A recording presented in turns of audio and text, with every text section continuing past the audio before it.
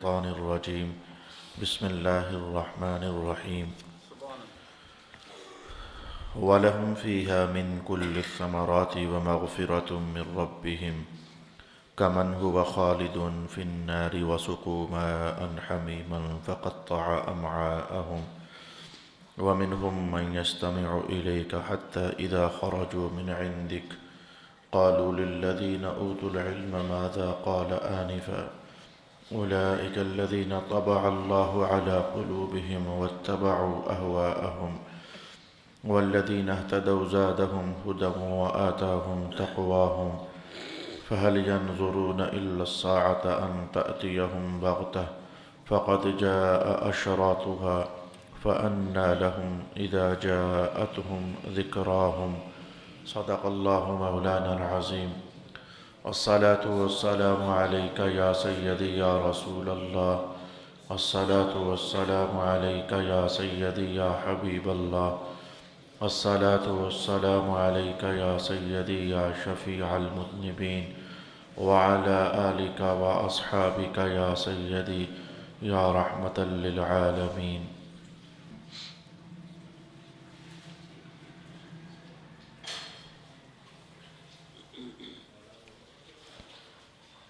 اور اس میں ہر قسم کے پھل ہیں اور ان کے رب کی مغفرت ہے۔ کیا یہ متقین ان لوگوں کی طرح ہو سکتے ہیں جو ہمیشہ آگ میں رہیں گے اور جن کو ایسا کھولتا ہوا پانی پلایا جائے گا جو ان کی آنتوں کو ٹکڑے ٹکڑے کر دے گا؟ اور ان میں سے بعض لوگ وہ ہیں جو غور سے آپ کی بات سنتے ہیں، حتیٰ کہ جب وہ آپ کے پاس سے نکلتے ہیں تو اہل علم سے پوچھتے ہیں کہ ابھی انہوں نے کیا کہا تھا۔ یہ وہ لوگ ہیں جن کے دلوں پر اللہ نے مہر لگا دی ہے اور انہوں نے اپنی نفسانی خواہشوں کی پیروی کی ہے، اور جو لوگ ہدایت یافتہ ہیں ان کی ہدایت کو زیادہ کر دیا اور ان کو ان کا تقوی عطا فرما دیا۔ یہ لوگ صرف اس کا انتظار کر رہے ہیں کہ ان کے پاس قیامت اچانک آ جائے، سو بے شک اس کی نشانیاں تو آ چکی ہیں، پس جب وہ قیامت ان کے پاس آ چکے گی تو ان کو نصیحت قبول کرنے کا موقع کہاں میسر ہوگا۔ صدق اللہ مولانا العظیم۔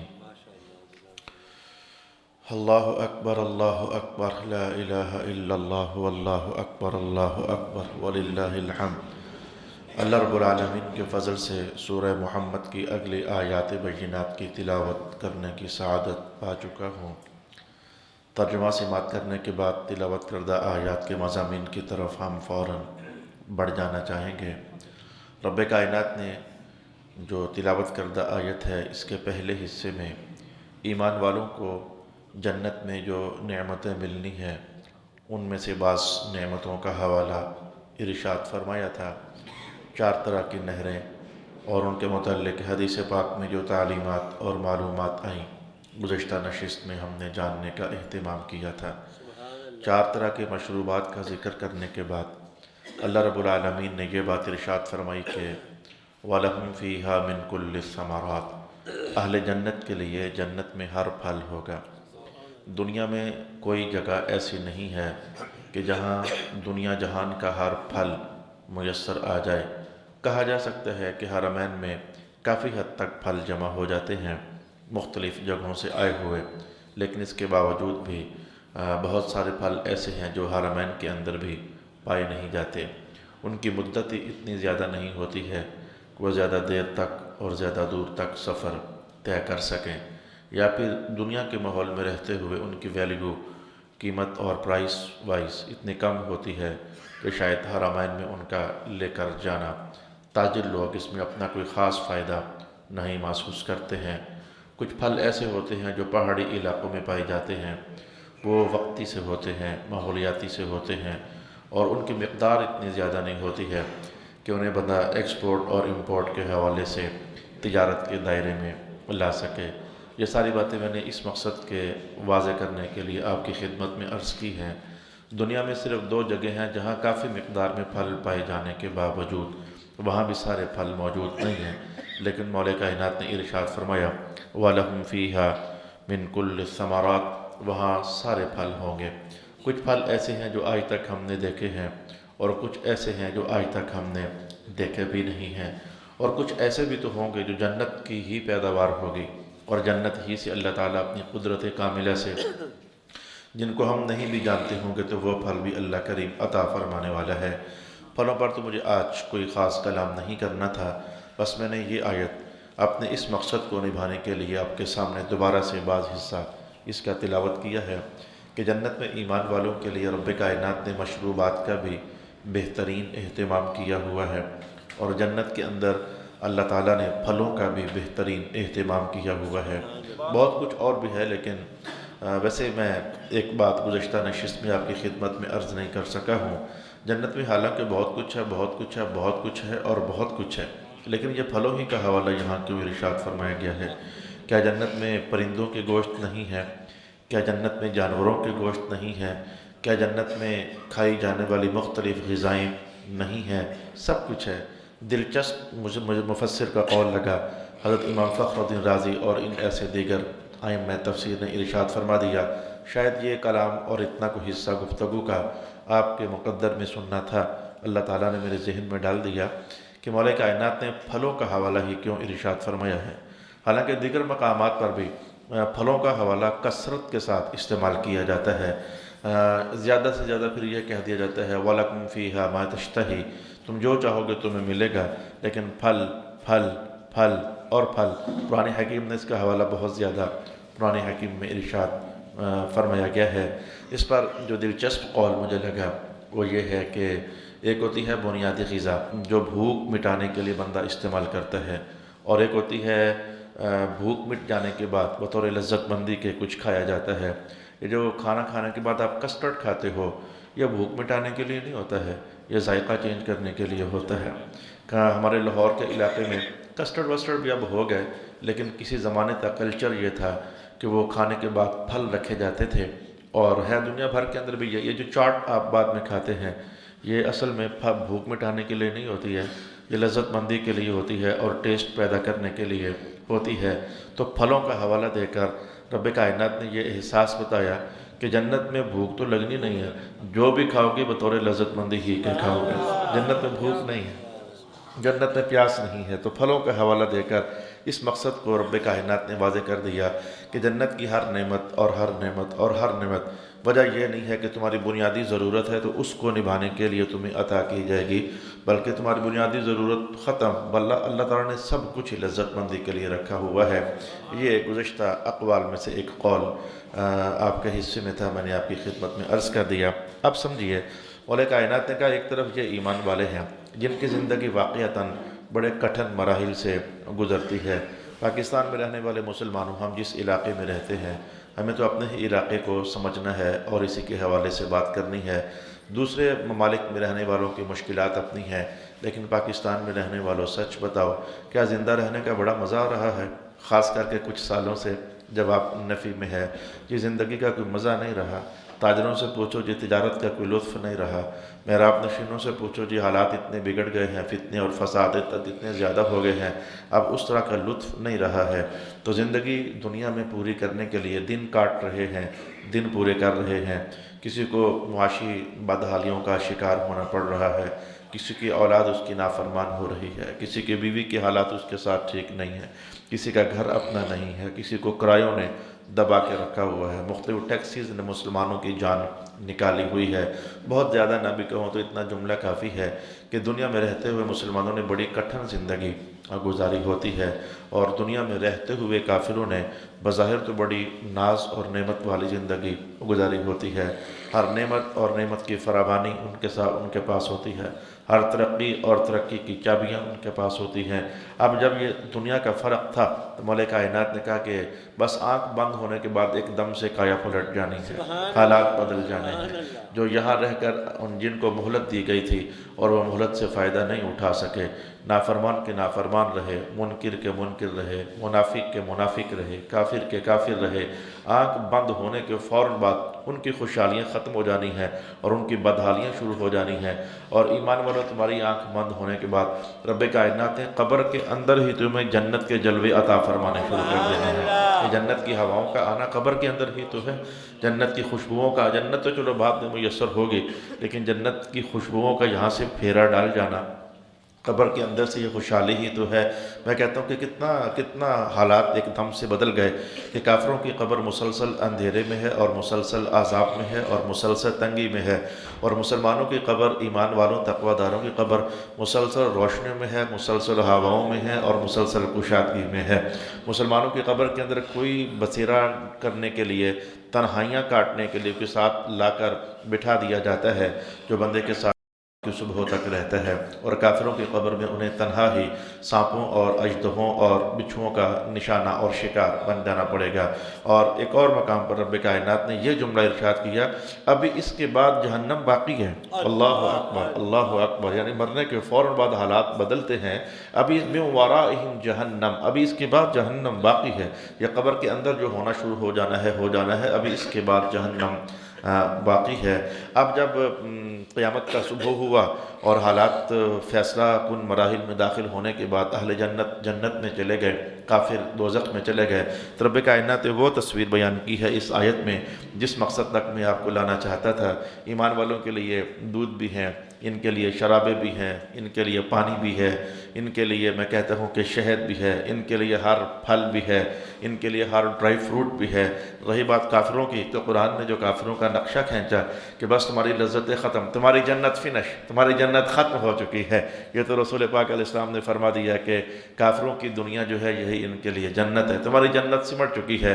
یہ کافروں کی جنت اور ایمان والوں کی جنت میں بنیادی فرقوں میں سے ایک فرق یہ بھی ہے کہ کافروں کی جنت پر فنا طاری ہو جانی ہے، اور ایمان والوں کو جب جنت مل گئی تو رب کائنات نے کہا خالدین فیہا، ان کی جنت بھی ہمیشہ باقی رہنے والی ہوگی اور یہ بھی ہمیشہ باقی رہنے والے ہوں گے۔ دونوں کا باقی رہنا یہ کمال لذت ہے۔ اگر جنت میں رہنے والے مر جائیں تو جنت کس کام کی، اگر جنت ہی ختم ہو جائے تو رہنے والے کس فائدے میں رہیں گے۔ تو ایمان والوں کے لیے کہا کہ یہ بھی ہمیشہ رہیں گے، اور یہ جو ان کی جنت ہے یہ بھی ہمیشہ رہے گی۔ کافر اپنی جنت میں ہیں دنیا میں، نہ کافر ہمیشہ رہنے کے لیے آئے ہیں دنیا میں، اور نہ کافروں کی جنت ہمیشہ رہنے والی ہے۔ تو مولا کائنات نے کہا کامن ہوا خالد فی النار، اب یہ ایمان والے کبھی ان جیسے ہو سکتے ہیں کہ جن کو رب کائنات نے ہمیشہ دوزخ میں رہنے دینا ہے۔ وَسُقُوا مَاءً حَمِيمًا، پانی ملے گا، دوزخ والوں کو پانی ملے گا، جنت والوں کو بھی پانی ملے گا، لیکن فرق دیکھو، ایمان والے پانی پئیں گے تو وہ اس میں مٹھاس بھی ہے، اس میں ذائقہ بھی ہے، اس میں ٹھنڈک کا احساس بھی ہے، اس میں لذت مندی بھی ہے، لیکن اگر کافروں کو جو پانی ملے گا ماءً حمیما، کھولتا ہوا پانی دیا جائے گا ان کو، کھولتا ہوا، دوزخ کی آگ میں کھولتا ہوا پانی، ابلا ہوا پانی ان کو دیا جائے گا۔ اور ایسا بھی نہیں ہے کہ وہ ٹھنڈا کر کے پئیں گے، سونے وہاں ٹھنڈا کرنے کی جگہ ہی نہیں ہے، وہ پانی جو ابل گیا بس ابلا ہی ہوا ہے، اتار کر کہاں رکھنا ہے، جہاں بھی رکھنا ہے وہاں آگ ہی ہے، ٹھنڈا کرنے کا چانس ہی نہیں ہے، گرم پانی اور کھولتا ہوا پانی۔ رسول پاک علیہ السلام نے ارشاد فرمایا کہ کافروں کو جو کھولتا ہوا پانی دیا جائے گا اس کے گرم ہونے کا، شدت مند ہونا، اس کا احساس یہاں سے کیا جا سکتا ہے کہ جب وہ پینے کے لیے اپنے منہ سے قریب لے کر جائیں گے تو اس پانی سے نکلنے والی تپش سے کہ اس کے چہرے کی چمڑی پگھل کر کے تو زمین پر گر جائے گی، اس قدر وہ شدید پانی ہوگا۔ اس پر کبھی کسی مفسر نے سوال اٹھایا تھا کہ اتنا گرم پانی پینے کو تو دل ہی نہیں کرے گا۔ بولے کائنات قرآن حکیم نے کہا دل کرواؤں گا میں ان کو پیاس لگواؤں گا، اور پیاس بھی بندوں والی نہیں، جیسے پیاسے اونٹ ہوتے ہیں تو ان کو پیاس لگتی ہے تو وہ تیزی کے ساتھ پانی کی طرف لپک جاتے ہیں، تو ان کو پیاس ان کے وجود میں پیدا کی جائے گی، ان کو گرم پانی پینا پڑے گا، اور جو ہی وہ گرم پانی پئیں گے تو فقطع امعاءہم، تو ان کی انتڑیاں اندر سے کٹ کر ریزہ ہو جائیں گی۔ بڑے شدید حالات ہیں جو کہ دوزخ کے لیے، کافروں کے لیے رب کائنات نے ارشاد فرمائے ہیں۔ وَسُقُوا مَاءً حَمِيمًا فَقَطَّعَ أَمْعَاءَهُمْ۔ اب جب کہ یہ مقابلہ ہوا، ترجمہ تو آیت کا مکمل ہو گیا ہے، تھوڑی دیر کے لیے سکھ کا سانس ہے ایمان والوں کے لیے، لیکن میں کہوں گا کہ وہ سکھ کا سانس کوئی بہت زیادہ خوش ہونے والا بھی نہیں ہے۔ یہ میں جملہ کیا بولنا چاہتا ہوں، سکھ کا سا ہے صحیح، لیکن یہ کوئی بہت خوشی دینے والا سکھ کا سا نہیں ہے۔ یعنی میری مراد ہے کہ ائمہ تفسیر نے کہا کہ یہ مقابلہ ہوا ہے ایمان والوں کا اور کافروں کا، گرم پانی پینے کے لیے ملے گا کافروں کا، اچھا انتڑیاں کٹیں گی کافروں کی، اچھا آگ جلائے گی کافروں کو۔ تو بعض مسلمان بھی تو ہیں جن کے بارے میں رسول پاک علیہ السلام نے فرما دیا ہے کہ انہیں دوزخ میں جانا پڑے گا، لیکن ائمہ تفسیر نے کہا کہ جو ایمان والے اگر دوزخ میں چلے بھی گئے نا تو ان کو گرم پانی پینے کے لیے اللہ نہیں دے گا، ان کے انتڑیاں کاٹنے کے لیے، اس لیے کہ یہ سزا رب کائنات نے کافروں کے لیے رکھی ہوئی ہے۔ سن کر خوشی ہوئی تھوڑی دیر کے لیے کہ جو ایمان والے اگر دوزخ میں چلے بھی گئے تو ان کو وہ گرم کھولتا ہوا پانی نہیں پینا پڑے گا، اس لیے کہ وہ کافروں کے لیے رکھا گیا ہے۔ مقابلہ بتاتا ہے کہ یہ عنوان کافروں کے لیے ہے۔ میں پھر یہ حدیث کے الفاظ آپ کی خدمت میں یوں بھی عرض کر دیتا ہوں کہ دوزخ میں جانے کے باوجود بھی ایمان والوں کا اور کافروں کا حال برابر نہیں ہوگا۔ اگر اس کو قرآن میں پڑھنا چاہو تو قرآن کے الفاظ آپ کو بتا دیتا ہوں۔ رب کائنات نے ارشاد فرمایا لا يستوي اصحاب النار واصحاب الجنہ واصحاب الجنۃ هم الفائزون۔ یہ مقابلہ بھی عجیب و غریب ہے، یا یہاں بھی الفاظ کا مقابلہ عجیب و غریب ہے۔ جب وہاں پہنچیں گے تو اللہ توفیق دے گا تو کچھ پڑھنا نصیب ہوگا تو عرض کروں گا۔ یعنی کلام یہاں سے شروع کیا، دوزخ والے اور جنت والے برابر نہیں ہیں۔ یوں کیوں نہیں کہا جاتا جنت والے اور دوزخ والے برابر نہیں ہیں؟ جنت والوں کا حوالہ پہلے کیوں نہیں دیا جاتا ہے اور کہا جاتا ہے کہ دوزخ والے اور جنت والے برابر نہیں ہیں؟ یہ وہ باریک اشارہ ہے جس پر ائمہ تفسیر نے کچھ قلم بند فرمایا۔ فرماتے ہیں کہ دوزخ میں جانے کے باوجود بھی وہ جو دوزخ والے ہیں نا وہ بھی برابر نہیں ہے، اور جو آخر کار جنت والے ہیں وہ بھی برابر نہیں ہے۔ یہ بہت باریک اشارہ یہاں سے سمجھا گیا، اور اس آیت سے بھی اور ان ایسی تمام آیات بینات سے سمجھا گیا کہ دوزخ میں جانے کے باوجود اندر کے جو حالات ہوں گے، اندر بھی ایمان والوں کی حالات اور طرح کے ہوں گے اور کافروں کے حالات اور طرح کے ہوں گے۔ اگر حدیث سے مدد حاصل کرنا چاہتے ہو تو میں آپ کی خدمت میں عرض کر دوں گا یار یہ ایک بڑا فرق ہے کہ ایمان والے سارے جنت میں، کافر سارے دوزخ میں، یہ تو ایک بڑا فرق ہے۔ لیکن وہ جو کچھ عرصے کے لیے، کچھ سالوں کے لیے، کچھ مہینوں کے لیے، کچھ ہفتوں کے لیے جو ایمان والوں نے دوزخ میں بھی جانا ہے تو وہاں جا کر بھی ایمان والے اور کافر آپس میں برابر نہیں ہے۔ یہ بحث میں نے کبھی بھی اس سے قبل آپ کی خدمت میں نہیں کی ہے۔ آج اللہ تعالیٰ نے پڑھنے کی سعادت اور موقع نصیب کیا، کچھ دیگر آیات اور حدیثیں بھی اللہ پاک نے پڑھنے کی توفیق عطا فرمائی، تو آپ کے سامنے یہ بات بیان کر رہا ہوں کہ ایک تو یہ ہے کہ ایمان والے جنت میں، یہ تو عنوان ہی اور ہو گیا، کافر دوزخ میں، یہ تو فرق ہے ہی ہے۔ لیکن جو ایمان والے کچھ عرصے کے لیے دوزخ میں جائیں گے تو رب کائنات نے کہا یہ بھی اس طرح نہیں ہوں گے۔ اچھا نہیں ہوں گے اس طرح تو لا یستوی اصحاب النار و اصحاب الجنہ، یہ جنت والے اور دوزخ والے اور جنت والے کبھی برابر تھوڑے ہو سکتے ہیں، یہ جہاں بھی ہوں گے کبھی برابر نہیں ہو سکتے ہیں۔ میں کہتا ہوں دنیا سے شروع کرنا چاہو تو دنیا سے شروع کر لو۔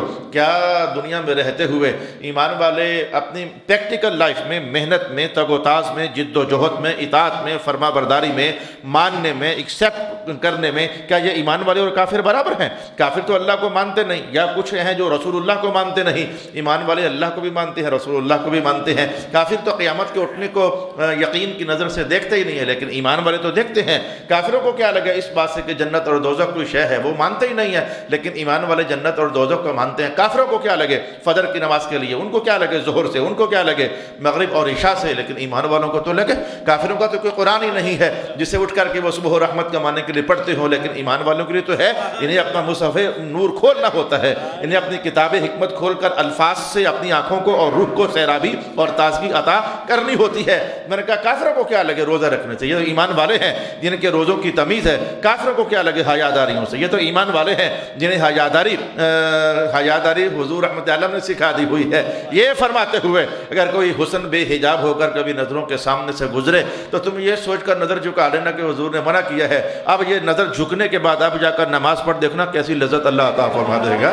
تو نظروں کو جھکانے کے بعد عبادات میں جو لذت پیدا ہوتی ہے، میں نے کہا اب یہ کافروں اور مسلمانوں کی زندگی، تو قرآن نے کہا صحیح کہا، یہ برابر نہیں ہے۔ محنت میں بھی، تگ و تاز میں بھی، جد و جہد میں بھی، عبادت میں بھی، ریاضت میں بھی، ماننے میں، ایمان میں بھی، قبول میں بھی، تسلیم میں بھی، یہ دنیا میں رہتے ہوئے بھی برابر نہیں ہے۔ دہراتا نہیں ہوں، تھوڑی دیر پہلے میں نے قبر کا نقشہ تھوڑا سا کھینچا نہیں ہے، یہ قبر میں جائیں گے تو وہاں بھی برابر نہیں ہے، اور یہ میدان حشر میں جائیں گے، حساب تو مسلمانوں کا ہونا ہے۔ میں یہ سورۃ کہف کے الفاظ بتا رہا ہوں، یہ حساب تو مسلمانوں کا ہونا ہے، کافروں کا تو حساب ہی نہیں ہے۔ اللہ اکبر، آپ کو یہ کیا کہہ دیا بھائی؟ حساب ہوتا ہے کہ ترازو کے دو پلڑے ہو، ادھر کچھ اور ہو، ادھر کچھ اور ہو، تو کافروں کے پاس جو کچھ بھی ہے وہ ایک ہی پلڑے کا سامان ہے، دوسرے پلڑے کا سامان ہی ان کے پاس نہیں ہے، یعنی نیکیاں ہے ہی نہیں ہے، تقویٰ ہے ہی نہیں ہے۔ اگر کچھ کیا تھا بھی تو وہ تقویٰ ہے ہی نہیں، کیونکہ ایمان نہیں ہے۔ اگر کوئی سجدہ دیا تھا بھی تو وہ تقوی ہے ہی نہیں، وہ عبادت ہے ہی نہیں، کیونکہ ایمان نہیں ہے تو کافروں کا حساب نہیں۔ تو حشر کے میدان میں محسوس ہوا کہ کافروں کا تو حساب ہی نہیں ہے، مسلمانوں کا حساب ہے۔ کچھ حساب کے ساتھ جنت میں جائیں گے، کچھ فضل کے ساتھ جنت میں جائیں گے، کوئی شفاعت کے ساتھ جنت میں جائیں گے۔ کافر چھپ چھپا کر مسلمانوں کی جماعت میں جانا چاہیں گے بھی اگر کبھی تو سورۃ یاسین آواز مار دے گی، وَامْتَازُوا الْيَوْمَ أَيُّهَا الْمُجْرِمُونَ ہٹو ہٹو ہٹو ہٹو ہٹو ہٹو، تمہارا جنت سے کیا کام ہے؟ جنت تو رب کائنات نے وفاداران محمد کے لیے بنائی ہوئی ہے۔ تو میدان حشر کے اندر بھی ایمان والے اور کافر برابر نہیں ہے۔ اب میں پھر واپس آ جاتا ہوں اس جملے پر کہ دوزخ میں جانے کے باوجود بھی ایمان والے اور کافر برابر نہیں ہے، ان کی سزاؤں میں فرق ہے۔ اور سارے تھانے میں چلے جائیں تو سب کو سزائیں برابر تھوڑی ملتی ہیں۔ اگر سارے جیل میں چلے جائیں تو جرم کے حساب سے ہی ہے نا، تو کافروں کا جرم سب سے بڑا ہے۔ اگر تھانوں کی کہانی سمجھ آتی ہے، کچہریوں کی کہانی سمجھ آتی ہے، عدالتوں کی کہانی سمجھ آتی ہے کہ جرموں کے حساب سے ہی ہے نا، تو ایمان والوں کا جرم ہے صحیح، لیکن مانتے تو تھے کہ کوئی گناہگار سے گناہگار مومن بھی کبھی تنہائی میں اس سے پوچھ کر دیکھ لو تو وہ یار بس یار شرم سی آتی ہے، کوئی زندگی اچھی نہیں گزری، اللہ تعالیٰ معاف ہی کرے۔ اللہ کو مانتا تو ہے نا، معافیا مانگتا تو ہے نا، دل ٹوٹتا تو ہے نا، اداسی چھاتی تو ہے نا، کوئی نہ کوئی خدا یاد آتا تو ہے نا، رغبتیں بیدار ہوتی تو ہے نا، یہ خیال تصور سے گزر تو جاتا ہے کہ کبھی تو مرنا ہے، پھر حساب تو ہونے ہے، اللہ یہ ہے یار معاف کرے، یہ جملے۔ لیکن کافروں کے لیے تو یہ ساری باتیں نہیں ہے۔ اب سمجھے میں نے پھر وہ میں ایک حدیث ہے اس کو روکا ہوا ہے، میں نے کافی دیر سے بار بار ماحول بناتا ہوں، پھر کوئی حدیث یاد آ جاتی ہے، ماحول بناتا ہوں پھر کوئی حدیث یاد آ جاتی ہے، تو سن لے پھر اب میں کہہ ہی دیتا ہوں۔ یہ دوزخ میں جانے کے باوجود ایمان والے اور کافر برابر نہیں ہے۔ واضح واضح واضح اور بالکل فوراً ذہن اور دماغ میں اتر جانے والا کلام سرکار دو عالم علیہ السلام کا عرض کرنے جا رہا ہوں۔ رسول اکرم علیہ السلام نے ارشاد فرما دیا، اگر نمازی اگر کسی بعض بری حرکتوں کی وجہ سے دوزخ میں چلا بھی گیا نا، حدیث آئی نمازیوں کے لیے، اگر نمازی آدمی بعض بری حرکات کی وجہ سے دوزخ میں چلا بھی گیا نا، جی یا رسول اللہ، میں جب وہ سجدہ کرتا تھا تو سجدہ کرنے میں جو جو حصہ اس کا زمین پر لگتا تھا، رب کائنات نے وہاں آگ پھر بھی نہیں لگنے دینی ہے۔ او کما قال رسول اللہ صلی اللہ علیہ وآلہ وسلم۔ کیا یہ فرق سمجھ آتا نہیں ہے کہ یہ برابر نہیں ہے؟ لا یستوی اصحاب النار واصحاب الجنہ، یہ برابر ہو ہی نہیں سکتے ہیں۔ نمازیوں میں یہ کہتا ہوں کہ یہ تھوڑی دیر کے لگتا ہے کہ خوشی والی بات ہے کہ دوزخ میں جانے کے باوجود بھی چہرہ نہیں جلے گا، ہاتھ نہیں جلیں گے، گوڑے نہیں جلیں گے، پاؤں نہیں جلیں گے، راحت مندی اتنی کو تو محسوس ہوئی، لیکن پھر دل اداس ہو جاتا ہے کہ وہاں کا ایک پل بھی مشکل ہے، دوزخ کا ایک پل بھی مشکل ہے میرے سونے۔ ٹھنڈی ترین آگ جو ہمارے پاس ہے، یہاں ہاتھ رکھنا مشکل ہے تو وہاں تو پھر ایک پل بھی مشکل ہے۔ اچھا، میں نے اندر کے حوالے جات سے میں ادھر ہی رک کر کے رہ گیا اور ہمارا وقت بالکل سمٹنے سے قریب تر ہو گیا کہ دوزخ میں جانے کے باوجود ایمان والے اور کافر برابر نہیں ہیں۔ ایک میں نے آپ کو قرآن پاک کی آیت سنا دی، ایک میں نے آپ کے لیے یہ کہہ دیا کہ انتڑیاں کٹیں گی، گرم پانی پلائے جائیں گے، لیکن یہ کافروں کے لیے ہوگا، ایمان والوں کے لیے نہیں ہوگا۔ ایمان والے مسلمین نمازی اگر دوزخ میں چلے بھی گئے تو ان کے جو اعضائے سجدہ ہیں ان پر آگ نہیں لگے گی۔ اب میں قرآن پاک کے الفاظ سناؤں اور سادے کی حدیث اور جوڑ کر بتا دوں، اور میرا خیال ہے کافی ہو جائے گا۔ اور ویسے بھی دوزخ کی باتیں کم ہی کرنی چاہیے، رحمت کا عنوان زیادہ چھیڑنا چاہیے، جنت کا عنوان زیادہ چھیڑنا چاہیے۔ کبھی زیادہ تفصیل سے آئیں تو پھر ضرورت بن بھی جاتی ہے، آخر یہ بھی نصاب ہے جو حضور کی زبان اقدس سے نکل گیا، وہ ایمان کا نصاب ہی نصاب ہے۔ حضور جنت کی بات کرے تو مسلمانوں کا نصاب تعلیم یہ ہے، دوزخ کی بات کرے تو نصاب تعلیم یہ ہے، میں کہتا ہوں حشر کی بات کریں تو نظام تعلیم یہ ہے، نصاب تبلیغ یہ ہے۔ جو کچھ حضور فرما دیں بار کے اسے سمجھنا ہوتا ہے، سیکھنا ہوتا ہے۔ میں ایک اور حوالہ آپ کے سامنے رکھنے لگا ہوں۔ مولا کائنات نے بعض کافر ایسے بھی ہیں جن کے بارے میں کہا کہ ان کو دوزخ میں جانا ہوگا، لیکن اتنے پر قرآن کا جلال ٹھنڈا نہ ہوا کہ دوزخ میں جانا ہوگا۔ قرآن نے، جیسے میں کہتا ہوں، انسان اپنے لہجوں کے اندر ایک تیزی اور شدت لا کر کہتا تجھے تو میں کروں گا نا، اللہ اکبر۔ رب کائنات نے کہا ان المنافقین فی الدرک الاسفل من النار، یہ منافق درجے کے جو کافر ہوتے ہیں یہ دوزخ میں نہیں، دوزخ کا جو سب سے نچلا درکہ ہے ان کو وہاں پھینکا جائے گا۔ یعنی نچلے درکے کا حوالہ دینا کہ ادھر منافق درجے کے لوگ سب سے نچلے درکے میں ہوں گے، اور ایمان والوں کے بارے میں حضور نے کیا ارشاد فرما دیا کہ دوزخ میں جتنے بھی سٹیپس ہیں وہ سارے کے سارے درکے اصل میں نچلی طرف جانا شروع کر دو تو وہ درکے ہوتے ہیں، اوپر کی طرف جانا شروع کر دو تو یہ درجے ہوتے ہیں۔ یوں سمجھو کہ سیڑھیاں چڑھ کر اوپر جا رہے ہو تو یہ درجوں کی طرف جا رہے ہو، اور جو بندہ اوپر سے نیچے سیڑھیاں اتر کر آ رہا ہے یہ درکے ہیں، نیچے ہو تو یہ درکے ہیں۔ تو ایمان والوں کے لیے کہا، دو منافقین کے لیے کہا کہ یہ سب سے نچلے درکے میں، اور ایمان والوں کے لیے حضور نے کیا فرمایا؟ آپ فرماتے ہیں کہ اللہ نے اگر ان کو دوزخ میں پھینکا بھی نہ، جو سب سے اوپر والا درکہ ہوگا نا، ایمان والوں کو اللہ نے ادھر رکھنا ہے، اور پھر وہ بھی کچھ ہی عرصے کے بعد، حدیث کے الفاظ آپ کو سنا دیتا ہوں، وہ کچھ ہی عرصے کے بعد، کسی لیے کہ رسول پاک علیہ السلام کی شفاعت ایک دن کے بعد آ گئی۔ یہ ایک دن بطور مجاز بولتا ہوں، وہاں دن اور رات نہیں ہے، کسی کے لیے 24 گھنٹوں کے بعد، کسی کے 2 دن کے بعد، کسی کے لیے مہینے کے بعد، کسی کے لیے ہفتے کے بعد۔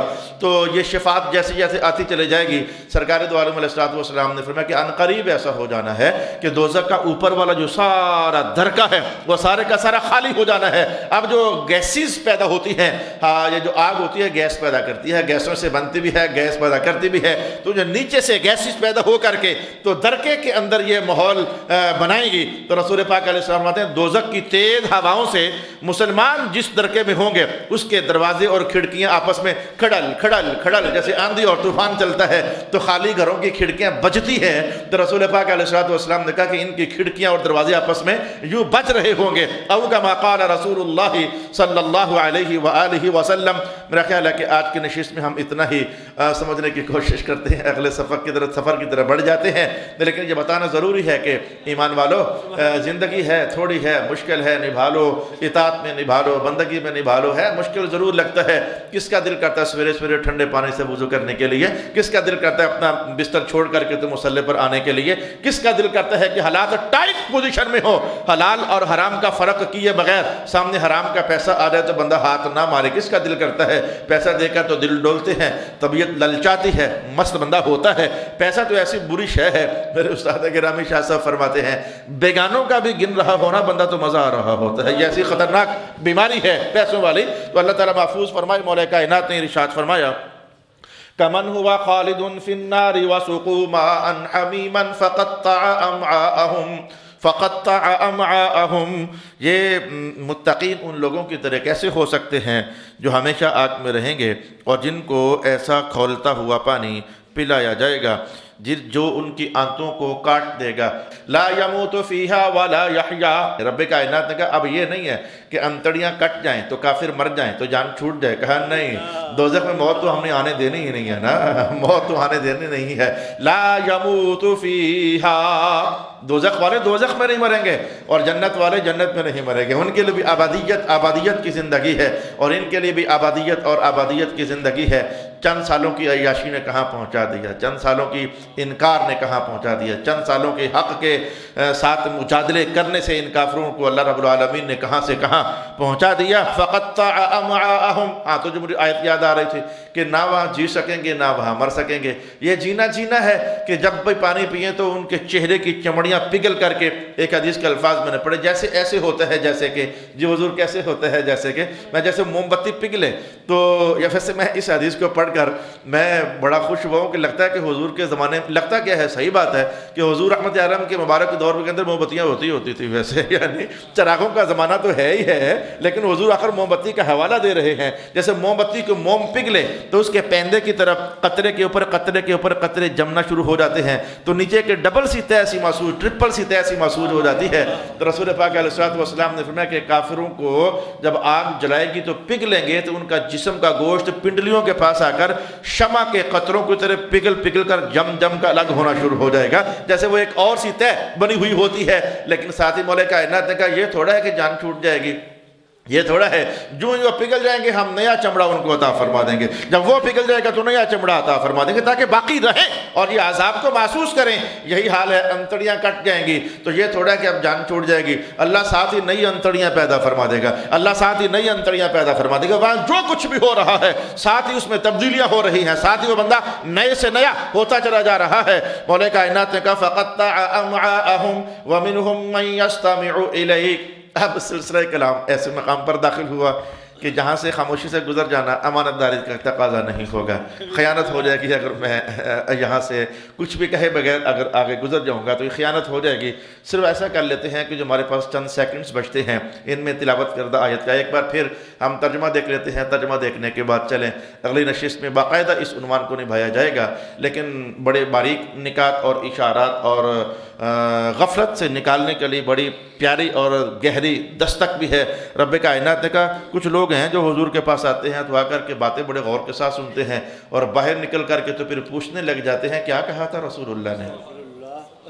یہ بڑی عجیب و غریب کہانی ہے. یہ کہانی آپ کو بتاؤں گا اور اگر مجھے یاد رہا تو بتاؤں گا کہ ہمارے ماحول کے اندر بھی ایسے لوگ پائے جاتے ہیں، کیونکہ ہم نے ہمیشہ برے اور اچھے لوگوں کی باتیں پڑھنے اور سننے کے بعد جائزہ لینا ہوتا ہے کہ ہم بھی کہیں نہ کہیں انوالو ہیں اس برائی کے اندر، یا کہ اللہ پاک نے بچایا ہوا ہوگا تو شکر الحمدللہ، انوالومنٹ ہوگی تو پھر اللہ سے معافی مانگنی ہوگی. تو کچھ لوگ حضور کے پاس جاتے ہیں، سنتے ہیں حضور کی باتیں، لیکن وہ کہتے ہیں کہ باہر نکل کر کہتے ہیں کیا کہا تھا حضور نے. ان کا یہ کہنا اس کا معنی کیا ہے؟ سن کر تو آئے ہیں اور سنا بھی کیسے ہے؟ یستمعوا، غور کے ساتھ سنتے رہے ہیں. یہ بہت ہی عجیب الفاظ ہو گئے.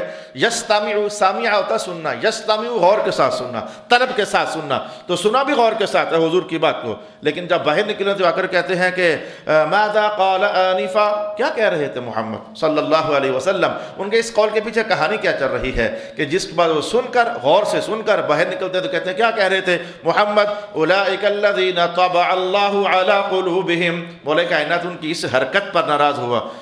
یہ ادا نہیں ہے، یہ حرکت ہے. پیاری ہو تو ادا ہوتی ہے. یہ حرکت ہے. ان کی اس حرکت پر رب کائنات ناراض ہوا اور کہا کہ اولئک الذین طبع اللہ علی قلوبہم، اللہ نے ان لوگوں کے دلوں پر مہر لگائی ہے. واتبعوا اہواءہم، یہ اپنی ہوا کے پیچھے چلتے تھے. ہوا، یہ ہوا کیا ہوتی ہے؟ ایک ہماری جو ہوائیں چلتی ہیں وہ ہوا ہوتی ہے، لیکن ہوا ہوتی کیا ہے؟ قرآن پاک ہوا کسے کہتا ہے؟ میں انشاءاللہ العزیز یہ بھی قابل توجہ جملہ ہے. میں نے کہا کہ یہاں سے گزر جانا یہ اچھا نہیں ہوگا، اور ویسے بھی ہم نے کرنا ہی کیا ہے؟ جب تک جینا ہے تو قرآن تو سیکھنا ہے نا. کون سا کہ ہم لیٹ ہو رہے ہیں کہ اسے آج مکمل کر کے ہی جائیں. جب تک جمعہ ہے، جب تک نماز ہے، جب تک صحبت اللہ نے توفیق دی ہے قرآن پاک کی، تو قرآن ہی سیکھنا ہے. تو آج یہاں سمیٹتا ہوں. اگلی نشست میں ہم یہ سارے حالات جانیں گے یہ کیا کہا جا رہا ہے. اللہ تعالیٰ میرا اور آپ کا حامی و ناصر. وآخر دعوانا الحمدللہ.